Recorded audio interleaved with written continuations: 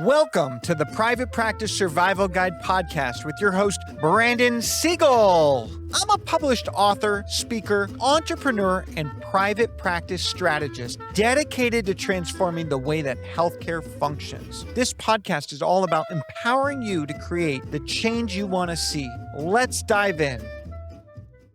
Welcome back to this quick tip episode. Today, we're talking about leadership.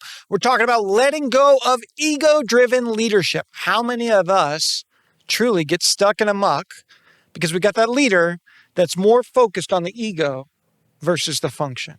So today, I want to talk about how do we let go of what feels right to us versus what feels right to us, the group. Me versus group. Let go of that leader. Let go of that ego that's driving that leader.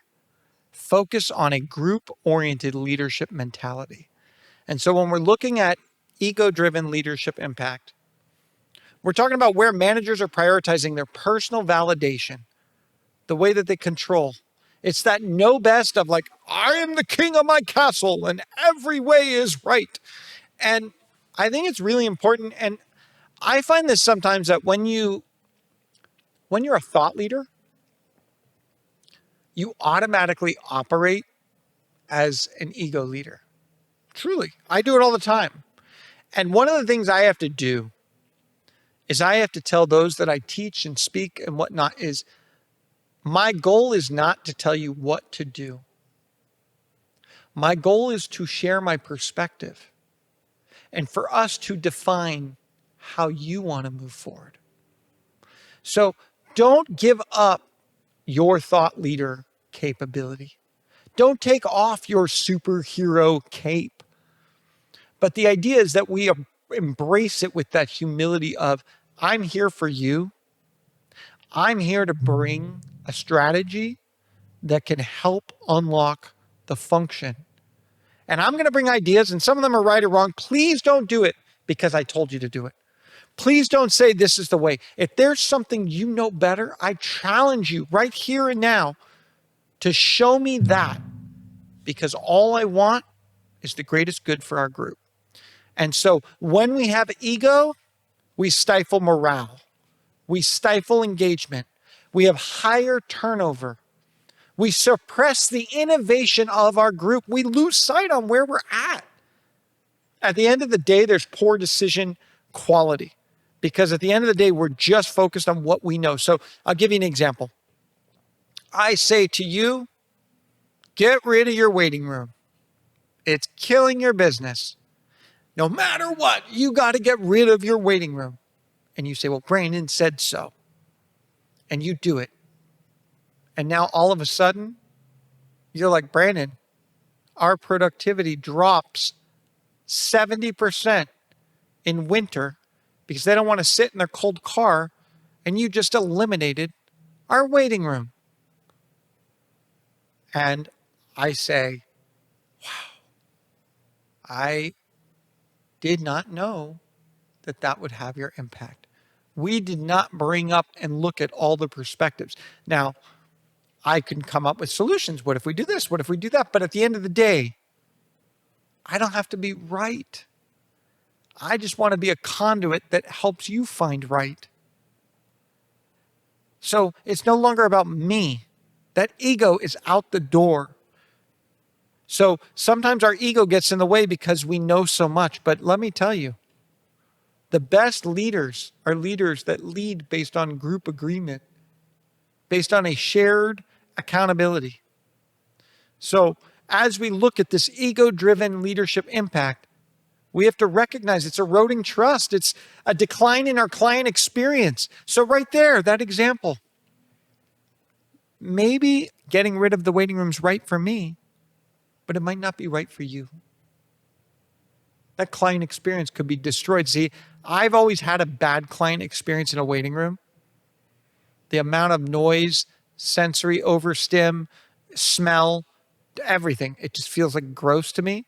But yours might not be that. So I'm putting what works for me, but I cannot make it right for you. Same with your leadership. So when you're working with a patient or this or that, and that therapist or that doctor works in a different way, Allow them to voice it. Don't let your ego, it's not your way or the highway. When everyone has to follow Brandon's way, when I hear that, well, that's what Brandon said, I get really reactive. I'm like, please don't say that. It's okay if we say, well, Brandon and I worked on this and we agreed this was the right way, but do not say this was Brandon's way. When we give validity to a person's way, we are giving up important data, important ways for us to collaborate to get the right resolution. When we have an ego-driven leadership, we are increasing workplace tension. We are burning out managers. We are putting on financial strain. We are damaging our reputation. Egos don't win the battle. I give a lot of analogies with my kids because I think that these are learning lessons they need to get. There's a difference between confidence and ego. When my son steps up to bat, I want your mindset to be connect with the ball, not crush the ball. And sometimes I get in the way of his own ego and I drive, crush that ball, Jonah. No, connect with the ball. Connect with the ball. If it crushes, it crushes. Don't measure it in crush. Measure it in connection. When you try to lead based on knowledge, lead based on data, lead based on agreement. Don't lead based on ego.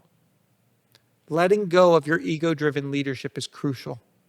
The first step is acknowledging the impact, that it's stifling your team, that it's limiting innovation, that it's eroding trust. Then you need to start with self-reflection. Do I feel threatened when others have ideas? Am I open to being wrong? See, part of the issue is I'm paid to be a thought leader, so what if I'm wrong? I'm paid to be a manager. Shouldn't I know best? No. A manager manages things to go right. A thought leader unlocks different thought perspectives. Every champion knows when to pull into a pit stop. January 28th through the 31st, 2026 in Coral Gables, Florida, the Growth Code Conference is your chance to refuel, re-engineer, and race ahead. Fix bottlenecks, optimize performance, and leave ready to claim your spot on the podium. Secure your seat now at growthcodeconference.com. Seek honest feedback. Use anonymous surveys. Use that 360 degree. Get your team to acknowledge how they want to be led, who's leading, etc. Journal it. Write about a recent decision. Did you dominate it or did you invite feedback? When I have my team meetings, I'm like, hey, here's what I would do. Do you agree? Do you disagree? When I'm consulting, I do the same thing. This is how I would handle the situation. It's got to feel right for you. Sometimes I'll say, I don't feel right commenting on this. I don't feel that I have a perspective that's going to drive the positive change you're looking for. The number one thing that I struggle with is pausing before I respond. Every beat that I take allows me to be more analytical. When I respond reactively, I'm not at my best. So count to 3 before replying to a differing opinion. Check your ego at the door because I'll be honest, every time my ego to this day still chimes in. And when I ask myself, why did my ego get in the way? It's usually because my feelings got hurt. Some way, someplace. My feelings got hurt. So, in order to let go of this ego-driven leadership, the first step is identifying your triggers. Notice the situations. What's being challenged that sparked defensiveness? Recently I was talking with a prospective sponsor, and they're not going to be a sponsor, and it's for the betterment of both. But part of their evaluation process felt like they were invalidating what I've created in growth code. And I was like, man, everyone that's attended or been part of this or our sponsors, they're like, this is the greatest thing since sliced bread. Well, what does that do? That's ego. So then when they start attacking it from their own process, I'm taking it personal. Well, why don't you have this? And why don't you do this? And why? I'm like, you don't get it. My ego's like, F you, get out of my way. You don't deserve my blood, sweat, and tears. And I'm like, Brandon,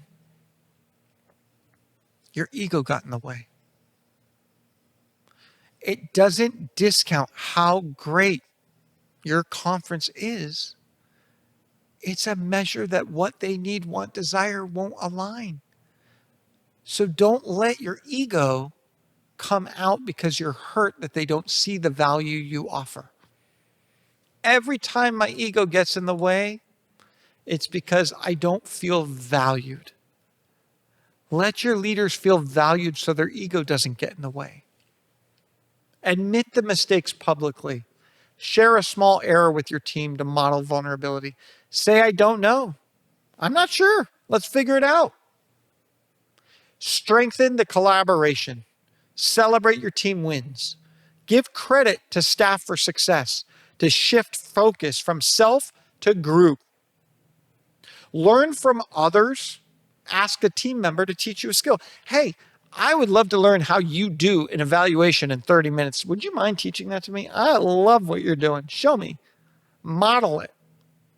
Let others be thought leaders too.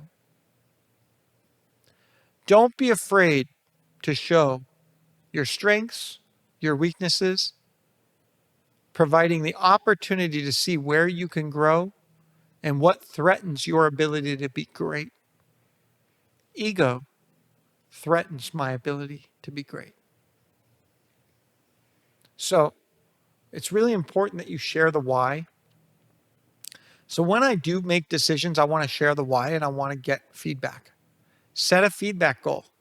Commit to asking for one piece of team feedback weekly and acting on it visibly. Use inclusive language. Replace I decided with we agreed. The team. Together we can. Here's how I think we should do this. What do you think? Define your core priorities. List 3 to 5 practice goals. Satisfaction, profitability, whatever that is. And check decisions against them to stay objective. I think that's important. So I want to say this. One of the reasons why decision-making can be difficult is when the priorities aren't straight. So if budget is a priority, that's really crucial. Like I just got an email about something and the solution that was presented to me was far financially higher than I could ever justify. So my response was, I can't do this. Here are the options that I have. Do you have options I'm not thinking about? Because financially, your solution won't work. Say no with purpose. Practice declining ideas that don't align with goals. That's a great idea, but it doesn't fit our budget right now. Understanding that piece. No with purpose. Hey, I wish we could afford that. I mean, literally, I would love to do that, but I don't have the means. What can we do as an alternative? Did you know a 2023 Gallup study showed that ego-driven leadership in small healthcare settings, including private practices, leads to a 20% drop in team engagement, costing $8,000 in lost productivity? I'm showing these statistics because these are proven things. Ego-driven leadership is hurting healthcare. It's a fact. This is one study, but there are many studies. So in the words of C.S. Lewis, humility is not thinking less of yourself. It's thinking of yourself less. Thank you for tuning into this episode of the Private Practice Survival Guide podcast. Don't forget to like us, subscribe, stream our podcast anywhere where you watch or listen to podcasts. And don't forget, Together we can thrive, not just survive. Thank you for tuning in to the Private Practice Survival Guide podcast. I'm incredibly grateful to each and every one of you. Exciting news. We're now available everywhere, from Spotify to Apple Podcasts to YouTube or anywhere you like to listen to your podcasts. So watch, listen, and reach out. If you love this episode, please drop a 5-star review. It truly means the world to me. Are you looking for more ways to elevate your practice? If so, now is your chance. Reach out, go to my website, or email me at brandon@wellnessworksmp.com. And remember, it's not just about surviving, it's about thriving.